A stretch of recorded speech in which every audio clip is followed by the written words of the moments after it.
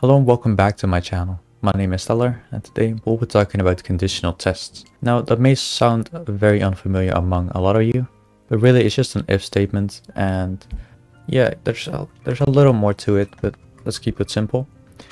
So let's go through the operators. So operators are used to compare two values with each other. So there's not a lot, but they're good to know. So there is equals.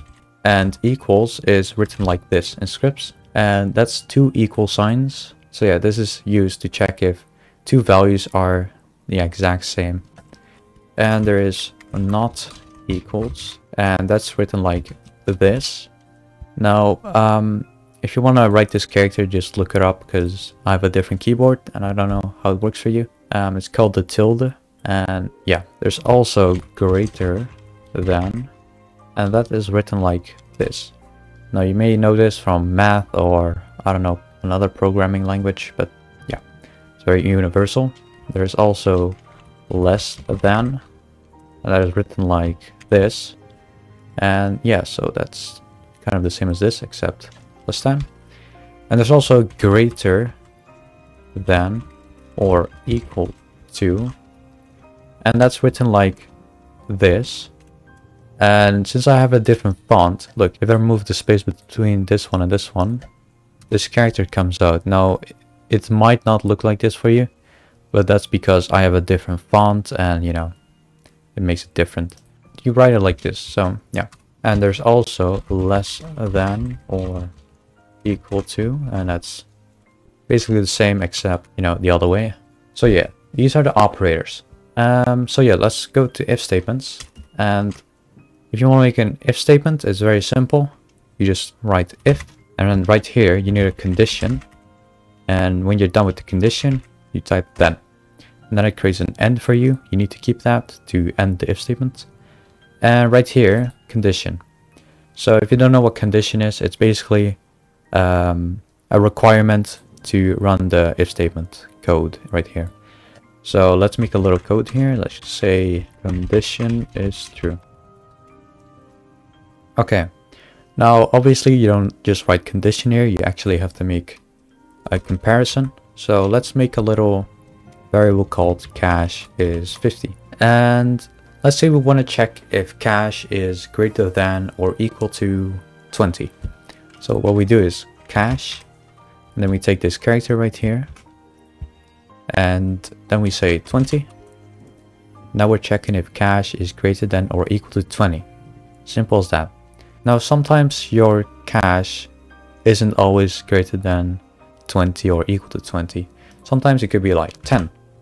Now in that case, 10 is not greater than 20, also not equal to, so it's not going to run this code right here. So we can do a little alternative. That's something called else if. And else if is the same as this, except when this condition is not true, it's going to this if statement. So let's say if cash is equal to 10, then we can have another code right here. So let's say nope, condition is false. Now you can do whatever you want here. I'm just printing something. So yeah, but what if it's not equal to 10 and also not greater than 20 or equal to 20? So let's say it's 5. Then this one is not true. This one is not true. Then if it's all not true, we can have something called else. And you don't have to type a condition here, it's just else. And this code right here, let's do like all were false. This code will run when this one and everything else is not true. So yes, in this case it would print this, but if it was like 25, it will run this. If it was 10, it would run this. You know, if anything else, then it would run this. So yeah, it's really simple as that. And of course you can have infinite else if, so like 15, then, you know, whatever. Okay, we can also have an if statement that checks for multiple things. So let's say if wait, let's first make a variable. So let's say cash is 50 again, and let's check if cash is greater than or equal to 20 and cash equals 50. Then let's do print, oh, you know, whatever. So this print will only run when cash is greater or equal to 20 and cash is equal to 50. So if either one of these is not true, this is not going to run. So it's basically just English, anyone can understand. But you can also have or. So if cash is equal or greater than 20, or cash is equal to 50, then print cool. Now this will obviously run because, you know, it's both true. But if one is false, it will also run because, you know, you put or. And if neither is true, this is not going to run. It's really simple as that. So yes, there's also and or.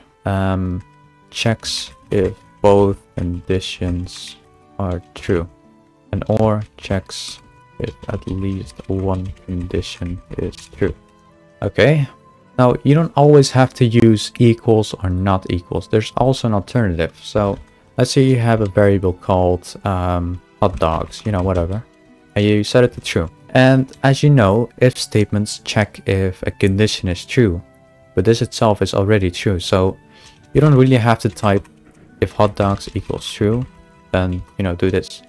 You can also just leave away the equals and then, you know, just say hot dogs. If hot dogs and hot dogs equals is true. So this will run. But if you set it to false, it will not run because it checks if it's, you know, true. And also if you set it to nil, it will also not run because nil has no value. It's, you know, it's not even true. But if you set it to 50, it is true because, you know, 50 is something. But if it's false or nil, it will not run. Now, you can also put something called not before here. And not gives you the opposite. And the opposite of 50 is false. And since it's false, it's not going to run. Now, the opposite of false is true. So this will run. So, you know, it's like the opposite. If you set it to true, it's not going to run because, you know, the opposite of true is false. So yeah, that's what not does. It gives the opposite of a value. So yes, that's all the operators you should know. This is the structure of an if statement. And yeah, that's basically all you have to know for if statements and conditional tests. So yes, that's all for this video. If you have any questions, leave them in the comments below. And so yeah. Thank you for watching, and I'll see you in the next one. See ya.